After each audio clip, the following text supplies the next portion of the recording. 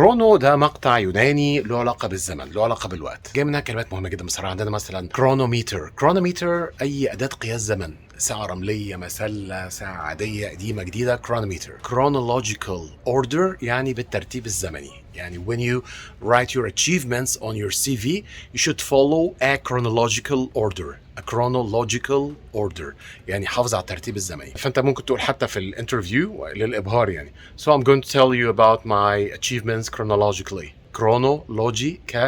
chronologically. وجاي منها بعد كده chronic disease يعني مرض مزمن. So diabetes for example is considered as a chronic disease. diabetes مرض السكر is considered يعتبر a chronic disease مرض مزمن. سرد زمني تاريخ اسمه chronicle. synchronize بنشوفها. synchronize معناها تزامن، انك synchronizing التليفون مع اللابتوب مع الجيميل اكاونت، كل الكونتاكتس ماشيه مع بعض عادي جدا، كل الريمايندرز بتشتغل مع بعض في نفس الوقت، ده synchronization تزامن. synchronize يعني at the same time. دول الكرانين بقى، اصلهم جريك ها مش لاتن. شكرا.